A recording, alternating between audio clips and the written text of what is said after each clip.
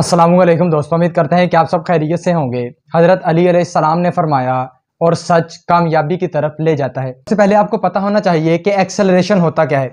Acceleration हमारे पास है change in velocity with respect to time, यानी कि final velocity minus initial velocity divided by time. अब एक्सेलरेशन के अंदर चेंज कैसे आता है कि अगर आपके पास स्पीड चेंज करे, डायरेक्शन चेंज करे या स्पीड और डायरेक्शन दोनों में एक साथ चेंज आए तो उससे हमारे पास एक्सेलरेशन क्या होता है, चेंज होता है। अब आपने याद रखना है, जो आपके पास फाइनल वेलोसिटी होती है इसे हम लोग v से डिनोट करते हैं और जो इनिशियल वेलोसिटी होती है इसे u से भी डिनोट किया जाता है।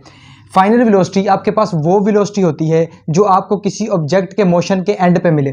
फॉर एग्जांपल, आपके पास एक कार मूव करती हुई जा रही है, आपने 5 सेकंड के बाद नोट किया कि उसकी स्पीड आपके पास है 25 मीटर पर सेकंड।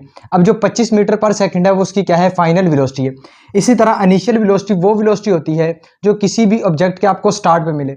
फॉर एग्जांपल, आपने एक कार को नोट किया जिसकी स्पीड आपके पास है 10 मीटर पर सेकंड। अब वो जो 10 मीटर पर सेकंड है वो उसकी क्या है, इनिशियल वेलोसिटी।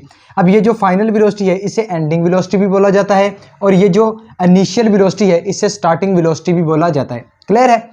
अगर टाइप्स की बात करें तो एक्सेलरेशन की हमारे पास 3 टाइप्स हैं: positive acceleration, negative acceleration, zero acceleration. अब ये होती क्या है, आइए इन्हें बारी बारी डिस्कस करते हैं।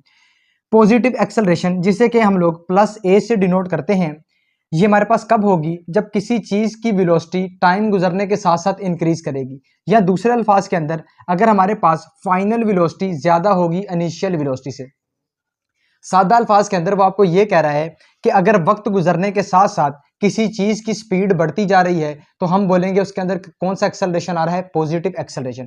फॉर एग्जांपल, वो कह रहा है कार स्पीड अप हो रही है 10 मीटर पर सेकंड से 20 मीटर पर सेकंड 5 सेकंड के अंदर। अब ये देखें, 5 सेकंड के अंदर जो कार की स्पीड है उसके अंदर क्या आया है, 10 मीटर पर सेकंड का चेंज आया है, यानी कि 10 मीटर पर सेकंड कार की स्पीड बढ़ी है। तो जब स्पीड बढ़ती है तो उसे हम लोग किसका नाम देते हैं, पॉजिटिव एक्सेलरेशन का। नेक्स्ट आपके पास है नेगेटिव एक्सेलरेशन, जिसे कि माइनस ए से डिनोट किया जाता है। इसके अलावा पॉजिटिव एक्सेलरेशन को हम लोग डीसेलरेशन या रिटार्डेशन भी बोलते हैं। जो नेगेटिव एक्सेलरेशन है ये बिल्कुल पॉजिटिव एक्सेलरेशन का उलट है। इसमें आपके पास क्या होगा, टाइम गुजरने के साथ साथ वेलोसिटी डिक्रीज करेगी, या आपके पास जो इनिशियल वेलोसिटी है वो ज्यादा हो जाएगी फाइनल वेलोसिटी से।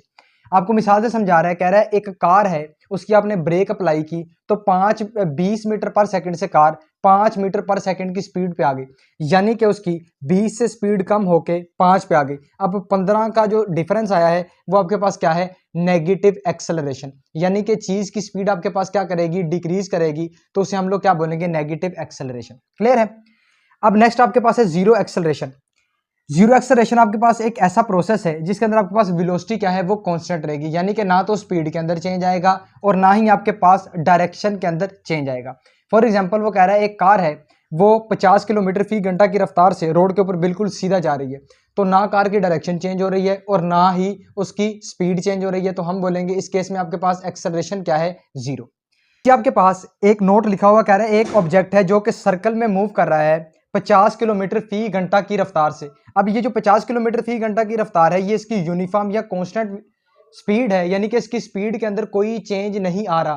तो फिर भी हमारे पास एक्सेलरेशन क्या है, जीरो नहीं है। इसकी क्या वजह है? अब याद रहे, आपने क्या पढ़ा था कि किसी भी चीज की आपके पास एक्सेलरेशन जीरो कब होगी, जब आपके पास वेलोसिटी क्या होगी, कांस्टेंट।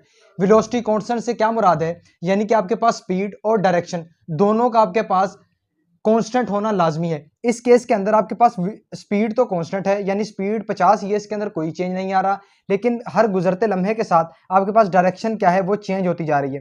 पहले ये तीर ऊपर की तरफ था, फिर और ऊपर चला गया, फिर डाउनवर्ड है, फिर स्ट्रेट हो गया। तो इस तरह आपके पास क्या हो रहा है, डायरेक्शन हर लम्हे चेंज हो रही है सर्कल के अंदर। इसी वजह से आपके हम बोलेंगे कि यहाँ पे सर्कुलर मोशन के अंदर जो हमारे पास एक्सेलरेशन है वो जीरो नहीं होता। क्यों? क्योंकि डायरेक्शन हर लम्हे चेंज हो रही है। तो इसका एक खास नाम होता है जिसे हम लोग सेंट्रीपिटल एक्सेलरेशन बोलते हैं। तो ये था हमारा आज का छोटा सा वीडियो, मजीद इसको आप लोग देख